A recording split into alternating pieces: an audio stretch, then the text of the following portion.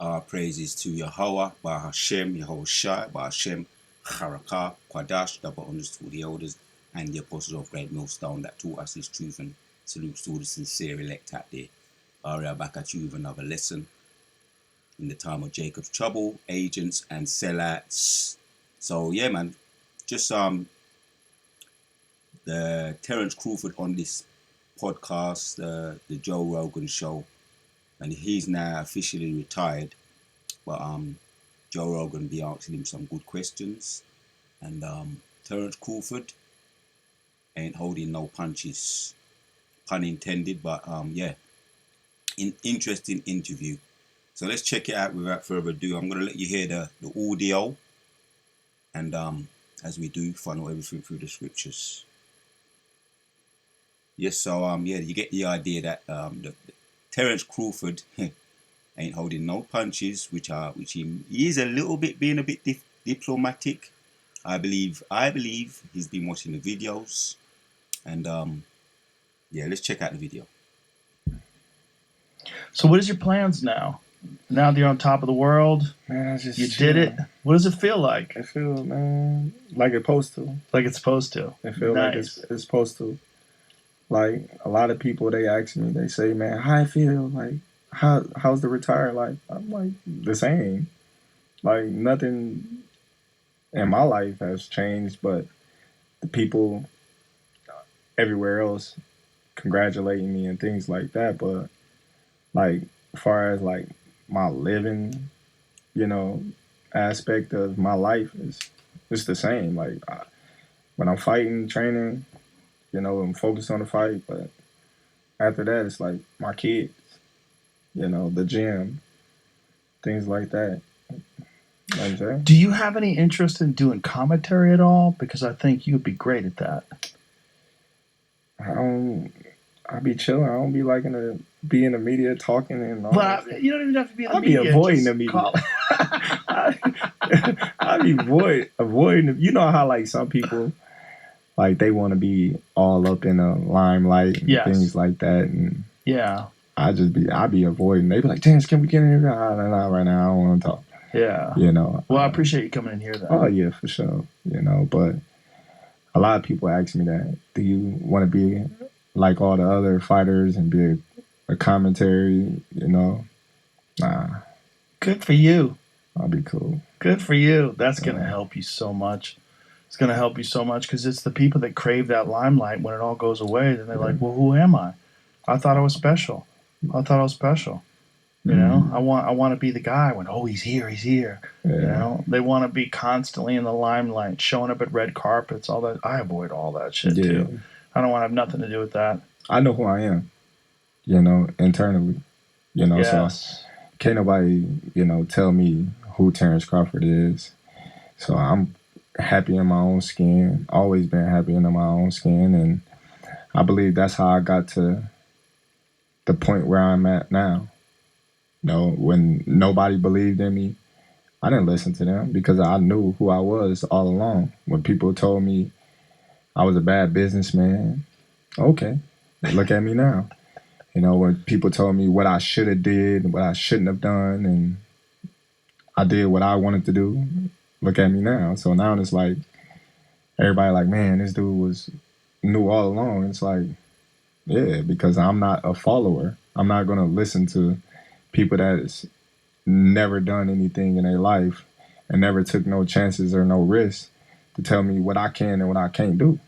So I'm happy in my own skin. I'm happy, whether they chant my name or whether they not. As long as my family love me and my family there and they good, they well taken care of, then that's the only thing that makes me happy. That's beautiful. I hope young fighters that are inspired by you take that example. I hope they take that mindset and try to adopt it as their own. I really do. I really do, because there's so many young fighters that just can't wait to be that person in the limelight, can't wait to be that person living flashy in front of everybody. And it's a foolish adventure. It's temporary. It's temporary. And they don't understand that. Like, they only chant your name for a moment. It's very temporary. you know, and they'll turn on you in a heartbeat. You know, just do something crazy or lose a match that you don't supposed to lose, or be up against one of your rivals and you lose, and then everybody gonna turn it back on you. 100%. You know, and you're gonna be sitting there lost. Look at Broner. When he was at the top of the top, everybody was there. Yep. He had everybody in this corner. Now he at his lowest. Now they making fun of him. Now they taking pictures. Especially this bit he didn't say, but especially if you are black. That bit I said, especially if you are black. But there's a lot of things he'd be saying in the whole of this video, interview. It's over an hour long, but some things he'd be saying, it's actually from the scriptures. Let's hear some more. And you know, I hit. He makes fun of himself too, though. Yeah, he do, but he's suffering. Yes. You know, and I hit him up and I try to encourage him, and I send him messages, and you know, and you got to be there for people when they're at their lowest. That's great. He was a very talented guy, but again, that's what you said. Like, he's a guy who really got caught up in it. Mm-hmm. That's a perfect example. What's Gervonta doing now? So, I don't know. Is he on the run? I don't know. Right. So some good questions, but especially if you're black, or especially if you're a Judite. We saw what happened to Adrian Broner when he lost against the Southern Tribe dude, and they booed him out of the ring. He wanted to be the young Floyd Mayweather, to be hated, and you be hated, but you can't lose. If you're going to play the bad guy in boxing, you can't lose. But he makes some interesting points here. Terence Crawford, the former 168 world champion, is now retired.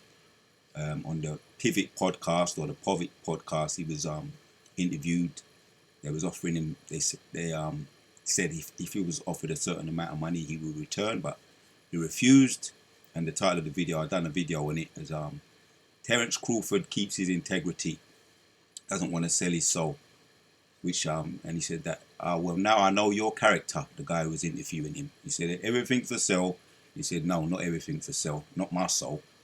But in so many words. But he also said a lot of other things as far as they want, if you're a black fighter, and it doesn't only apply to boxing, it applies to life, boxing and a lot of other sports.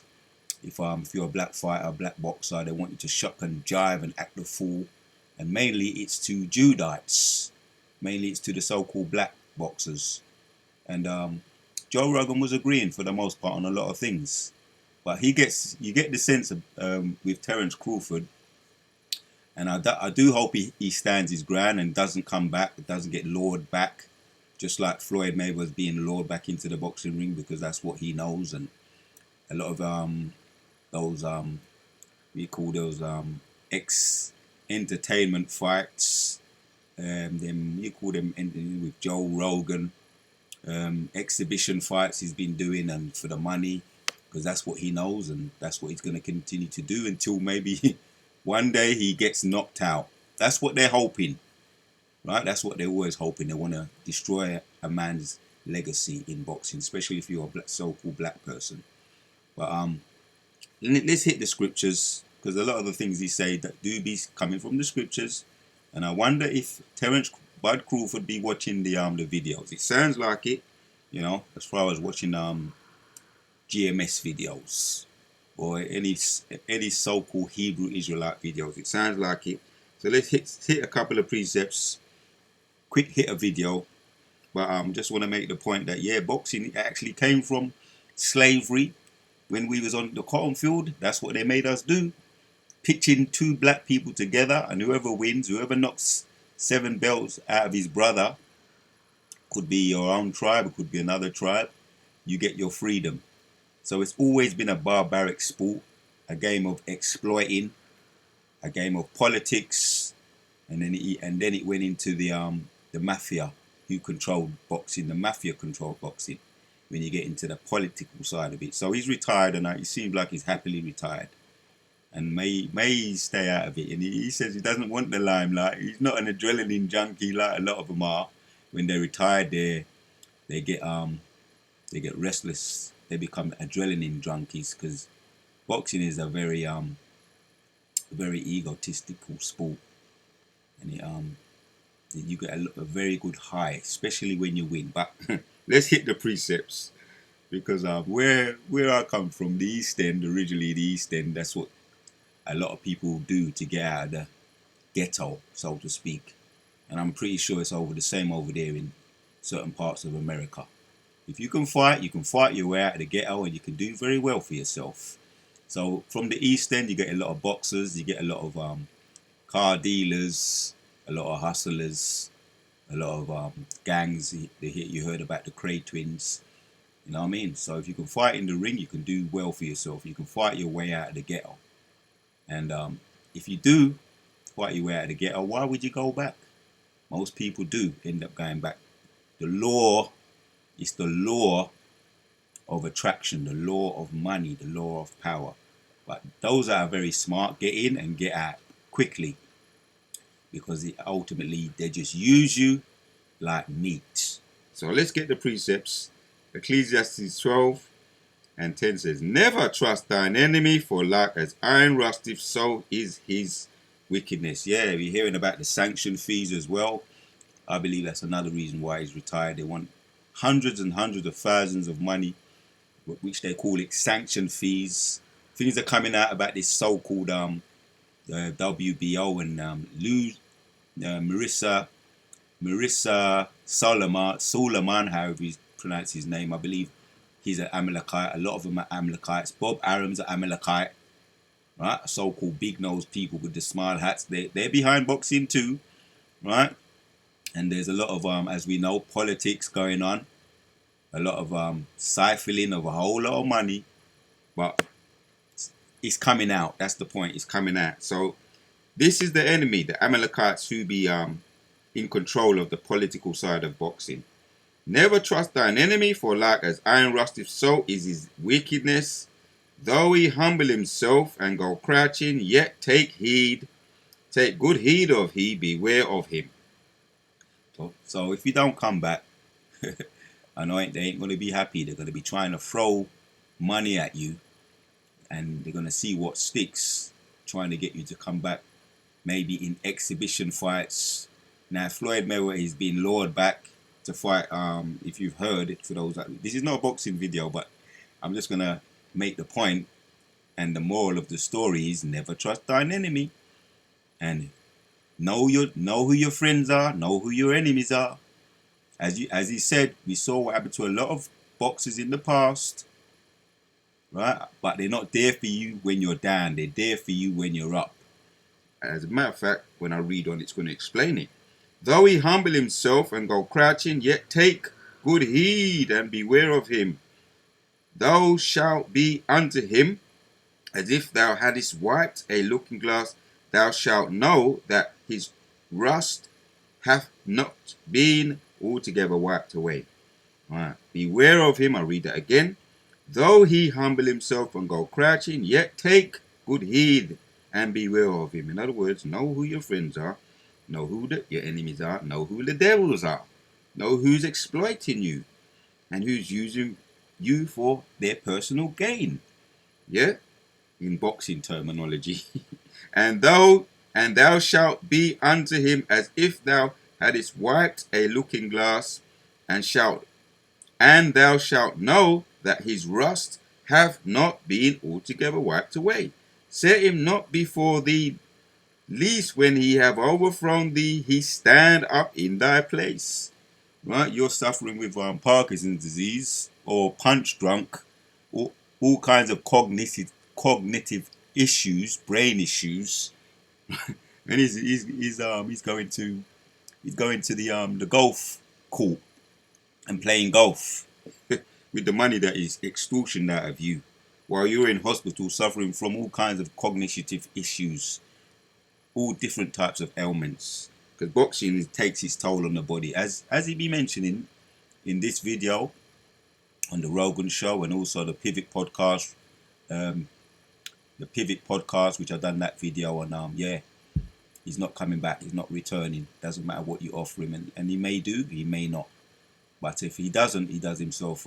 He does himself well. He's one of the few that escapes. If Terence Crawford does not come back to boxing, and uses the money wisely, invests it wisely. He's one of the few boxers that escapes from the political side of boxing with all his faculties intact. Very few of them have. Right, the more you get into the political side of boxing, you've got some that can't even speak. They have this slurred speech up to this day, as he said in the video, and they don't pay you no mind. They're just on to the next. So it's true. Set him not by thee, least when he have overthrown thee, he stand up in thy place. Right, on the golf court with your money, playing golf, enjoying the fruits of your labour. Never let him sit at thy right hand, lest he seek to take thy seat, and thou at the last remember my words and be prickled therewith. It'll be too late then when you remember the words, when you're in a hospital suffering, right, with a straw in your mouth, can't even talk, being fed intravenously, or trying to eat your food with a straw because you've got brain damage. And we know the incident what happened to Michael Watson and Chris Eubank. Chris Eubank Sr.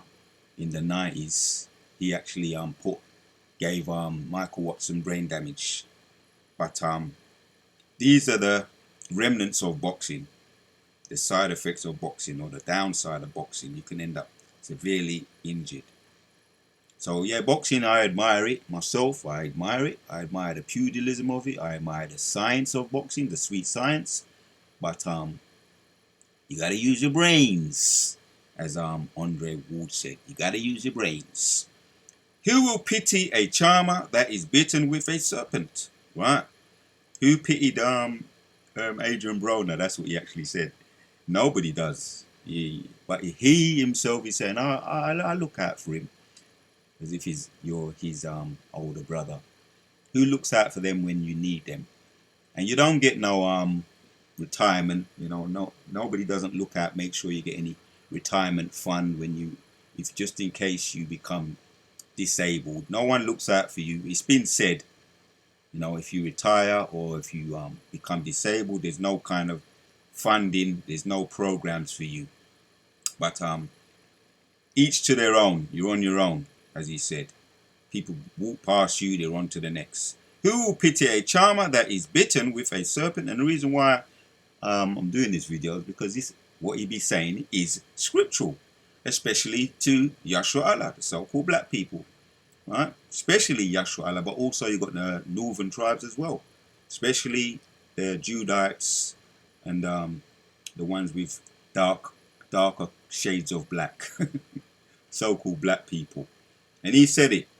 They expect you to shunk and jive.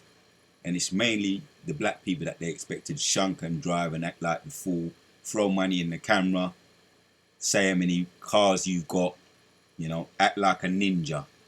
And you can tell he doesn't like that side of it. And he be on point with that. Who will pity a charmer that is bitten with a serpent, or any such as come nigh wild beasts? I'm gonna read up down to 18, the whole of it. So one that goeth to a sinner and is defiled with him in his sins, who will pity? Right, 14. For a while he will abide with thee, but if thou begin to fall, he will not tarry. Right, because they haven't got no time for you. You can't fight anymore. What use would they have for you if you can't make money for them in the ring, at your own perils, at your own risk in your own life? Right? For while he will be abide with thee, but if thou begin to fall, he will not tarry. AKA Adrian Broner, AKA Michael Watson, AKA what's the other one? There's another one at the tip of my tongue. Larry Hearns, or Barry Hearn, if I'm saying the name right, the one that fought Sugar Ray Leonard. Larry Holmes, no, not Larry. Yeah, Larry Holmes. He had slurred speech too, and the other one that fought Sugar Ray Leonard. As a matter of fact, I want to see if I can get that one. I want to pull that up. The one that fought Sugar Ray Leonard twice. Let me ask, maybe chat. Maybe let me ask Google or chat. Who fought Sugar Ray Leonard twice? twice. Yeah, Thomas Hearns, that's it. Thomas Hearns. Now, even now, him can't talk properly. And I'm not even making mockery, but he can't talk properly, man. That's the remnants, the side effects of boxing. Yeah, Thomas Hearns. And he was very good, man. What was his name? What was Thomas Hearns' nickname? Let me ask again. What was Thomas Hearns' nickname?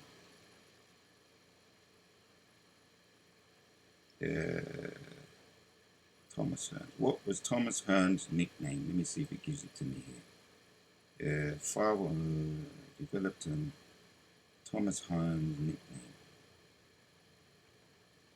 Let me see if it tells me.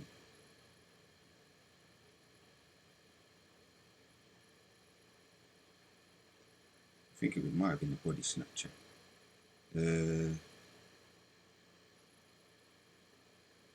Thomas. Alright, it might come to me. I think it might be something to do with the body snatcher. Hold on, let me ask. Let me make use of ChatGPT. This is just for my own. Hello, chat. I'm just interested here. Hello, chat.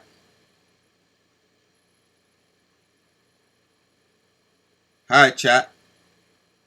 Hey, great to have you here. What's on your mind today? Yeah, can you tell me the great boxer Thomas Hearns' nickname? Absolutely. Thomas Hearns is famously known as the Hitman. That nickname really captured his explosive punching power and his precision in the ring. All right, this is not a boxing video, but just recapping on some history. Yeah, the Hitman. So, but now the point I'm making is he can't talk. You know, he be talking. He got slurred speech. Now, if you try and get a conversation out of him, you have to just pay attention and listen. But also what happened with the famous Muhammad Ali, right? They say he got Parkinson's. I believe they slipped him something in a drink.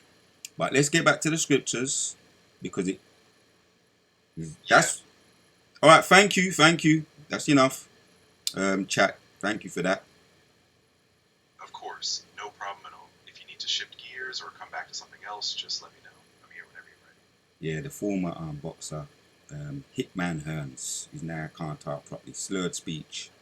But also Muhammad Ali, they say he got Parkinson's. He was a bit too braggadocious. They don't like a confident so-called Negro. They don't. That's why they're always asking Tyson to come back and do an exhibition fight. Mike Tyson, they're always asking you to come back. They're going to be offering you, Terence Crawford, if you come across this video, they're going to be throwing money at you. They want you to come back and take a L. Floyd Mayweather now has come back and he's took a L. Let me turn off ChatGPT because ChatGPT thinking I'm talking to him. Let me turn it off. Thank you, chat. Right. So, yeah, and they just want you to take an L. But yeah, that's just the negative side, the politics of boxing. Let me back to the scriptures. For while he abide with thee, and this is supposed to be a short one, just want to hit these precepts, and we've made the moral of the story. Boxing is a mug's game, and they just want to use you as meat. Something that Chris Eubank said when he entered the boxing game, and he left, and he didn't change his mind. Now you hear about Chris Eubank Senior and Chris Eubank Junior. He just came back and took an L because he didn't use his brains. Chris Eubank Senior, the son of Chris Eubank Senior, Chris Eubank Junior, has just come back and lost to Conor Benn because he was weight drained. Right? A lot of people will be saying that, but you know, if you don't use your head, they will exploit you and cast you off as meat. And on to the next. For while he will abide with thee, but if thou begin to fall, he will not tarry. He ain't gonna have your back. 16 now of Ecclesiastes 12. An enemy speaketh sweetly with his lips, but in his heart he imagine how to throw thee unto a pit. That's what I've been saying in so many words. He will weep with his eyes, but if he find opportunity, he will not be satisfied with blood. Right, man. Play your cards right. This devil is very circumspect. He's very subtle. Right? He's always waiting and looking for an opportunity to trample you while you're down. Right? It's going to say in the last two verses, it's going to explain it. 17 now of Ecclesiastes 12. If adversity come upon thee, thou shalt find him there. First, and though he pretend to help thee, yet shall he undermine thee. Yeah, they wanted Floyd Mayweather to get his head smashed in by was it Jake Paul? One of them Paul brothers. One of them brothers. Logan Paul, I think it might have been Logan Paul. He wanted him to, everybody, well, I know that the shadow government for the most part wanted him to lose. But now he's losing anyway. He's losing out the ring now because a lot of people are coming out and saying he's broke. So they're going to get you one way or another. If you haven't got the protection of the Ruach HaKodesh, let me just say that. If you're not protected by the Ruach HaKodesh, some way, shape or form, we know what happened to Jack Johnson. They got him out the ring. Right, they introduced the so-called Man Act because he was getting the Edomite women. He was smashing up their men, Esau, in the ring, and then he was smashing the woman at the ring. Right, if you can pick sense of what I'm saying. And they got him in the end with the so-called Man Act. Right, they made it illegal for you to marry them white women and smash them and take them across the border. So you need to be protected.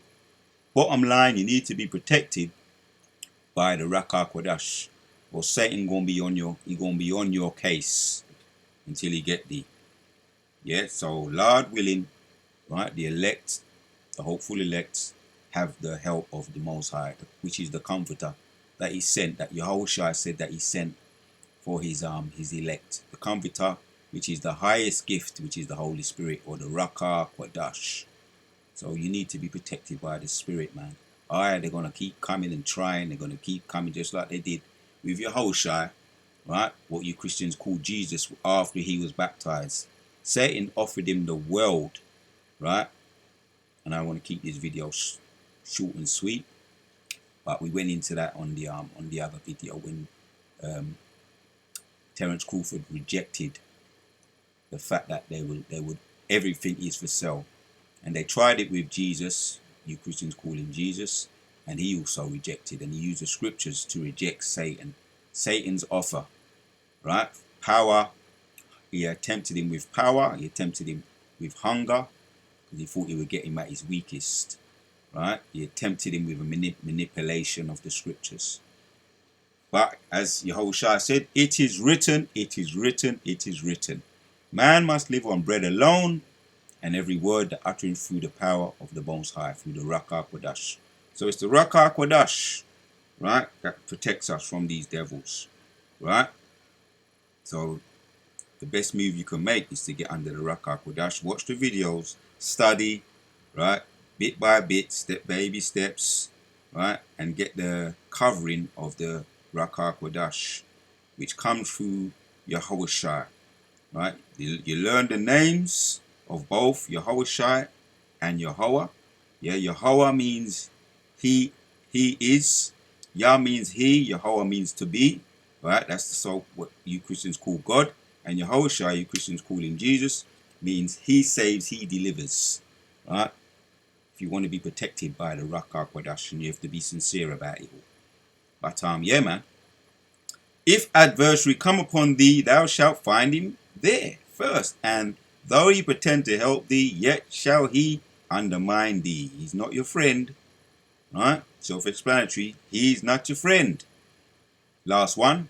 He will shake his head and clap his hands and whisper much and change his countenance. Right? When he sees your downfall. He's not your friend. The devil's not your friend. So now, we're going to end off. Just turn over the page to put the icing on the cake. This devil's not your friend. So Ecclesiastes next page 13 and 4 says, if thou be for his profit, he will use thee. And that's what you said. But if thou have nothing, he will forsake thee. What happened to Adrian Broner? Thomas Hearns, Hitman Hearns, a lot of others, just to name a few. There's a lot of others. What's the other one? Whitaker, Sweet Pea Whitaker. He died in a car accident, and he was suffering. He had some vices that he was struggling with. Sweet Pea Whitaker. He was known for his defensive skills, his sweet science, and everybody liked him, including the users, the small hat people, right, with the big noses. They liked him too, right? He was for his profit, so they liked him. But after he went downhill, they forsook him, as we're reading. If thou have anything, he will live with thee. Yea, he will make thee bear and will not be sorry for it. Sweet Pea Whitaker, another one that they made him bear. Right? And when he was deleted, you know what happens? A lot of the time, Floyd Mayweather was known to help with the funeral, help with the expenses with the funeral. Floyd Mayweather was known for doing that with a couple of boxers. I think he did the same with Emmanuel Stewart, another one that he admired as a boxer, Emmanuel Stewart, and he was known for his ability to do the drunken style. He said that was one of his hardest fights. Floyd Mayweather, when he fought Emmanuel Stewart, who done the drunken style, you can pull it up on YouTube. He said that was one of his hardest fights, and he didn't get the credit. He said his record never spoke for him, how good he was, Emmanuel Stewart. And I believe he was a Rubinite, man. Just everything about him. Unstable as water, and he was very unpredictable, and and a warrior too. And he went down fighting. But Floyd also helped with the funeral expenses as well, with him and some other fighters as well. Another fighter he helped with his funeral expenses was if it's gonna come to me. As a matter of fact, let me ask chat. Why not? Let me ask chat. Let me see. Hi, chat. Hey, I'm here. I'm listening. If you want to unpack any of that or just shift focus, I'm ready. Just let me know what you need. Yeah, can you tell me how many boxers did Floyd Mayweather help with the funeral expenses when they died?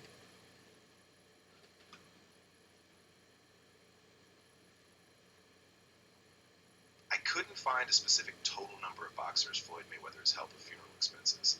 However, it's known that he covered the funeral costs for former opponent Gennaro Hernandez in 2011, and there are reports he also helped with Joe Frazier's funeral. So let's listen. All right.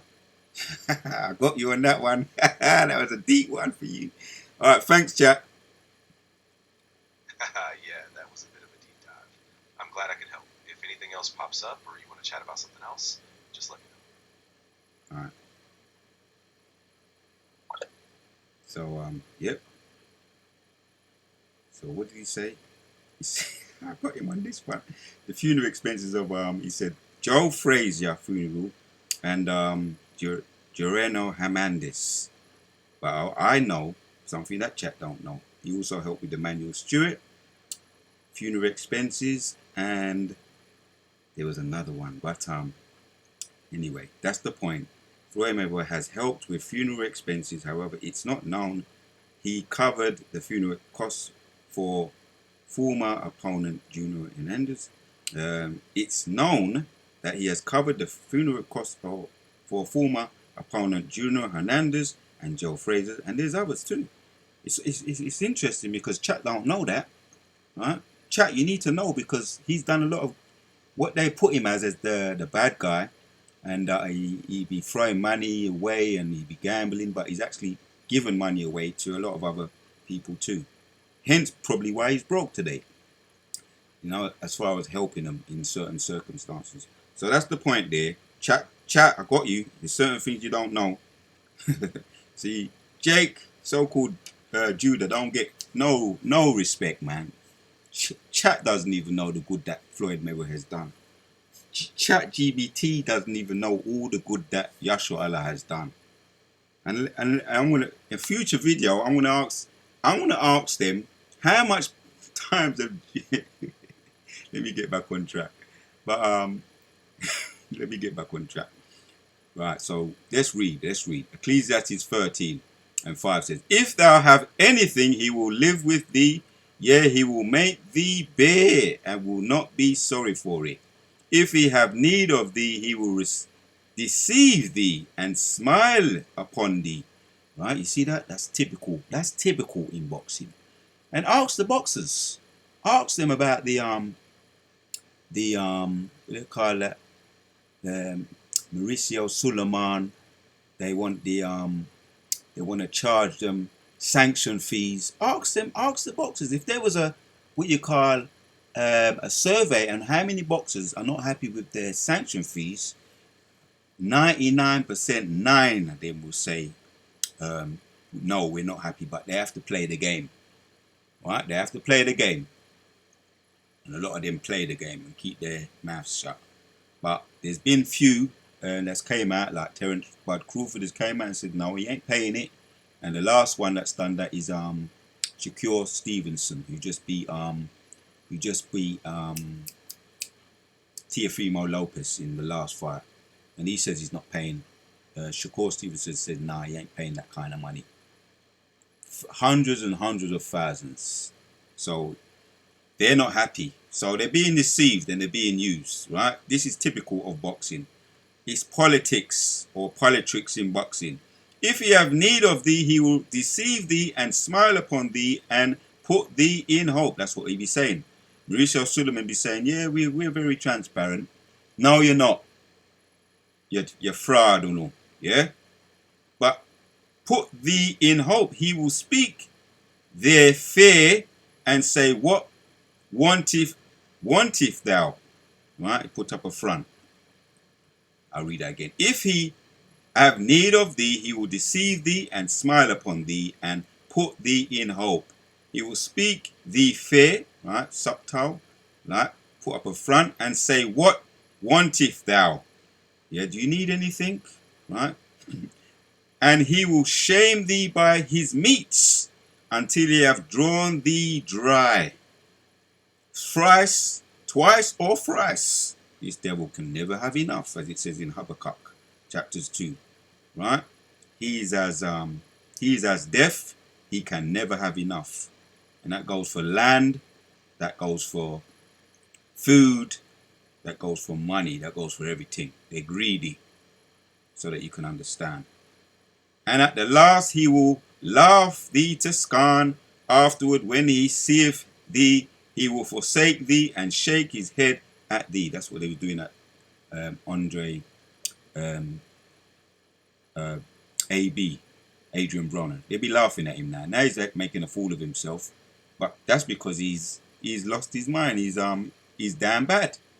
Adrian Broner's damn bad, and they didn't like the fact that he was speaking too much. You know, he playing the bad guy, and he lost. He lost to the. As a matter of fact, I'll make use of you, chat, one more time. Hi, chat. Hey, I'm right here. What's up? If there's anything you'd like to discuss or dive into, I'm all ears. Give me the names of the fights that Adrian Broner lost.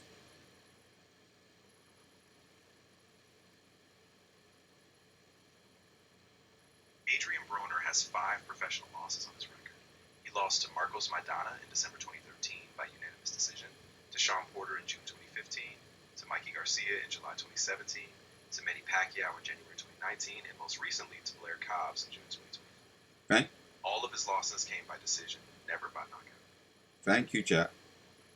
Yeah, Marcos Maidana. That is the one that was a Northern Tribe dude that I was trying to remember.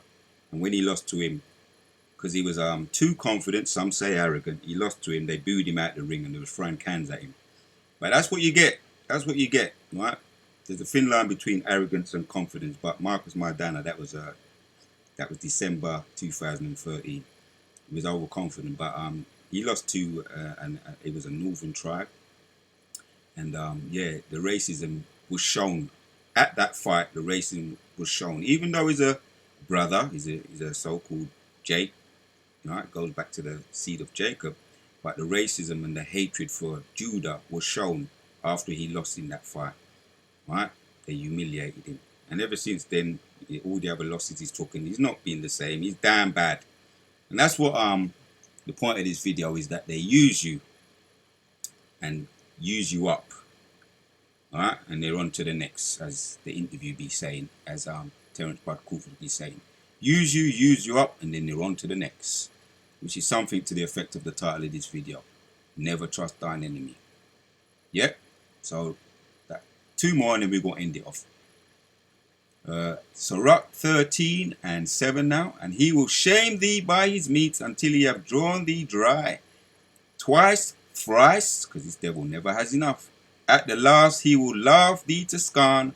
Afterward, when he seeth thee, he will forsake thee and shake his head at thee. Yeah, laugh thee to scorn, right? You can't talk no more. You're punch drunk and you know no money. Him there is there laughing. Beware that thou be not deceived and brought down in thy jollity. Beware of thee. Yeah, beware of the enemy. And I believe Terence Crawford, he knows who are the devil. Terence Crawford knows who are the devil. And get out while you can, while you got your faculties all intact. Right? There's only a few, if only a few has done that in the boxing game. The game of politics. So, Lord willing, was edifying to the sincere Akim out there. You know what I mean? Never trust thine enemy, for like as iron rusteth, so is his wickedness. Terence Crawford is waking up to these devils. Maybe he's always been cognitive with these devils. Right? Very shrewd guy. And we know that he's shrewd because of how the way he fights. Right? We know he's shrewd because of how he fights in the ring. And yes, life is a boxing match. Right? Life is a boxing match, and only the strong survive. Until the next one, we out.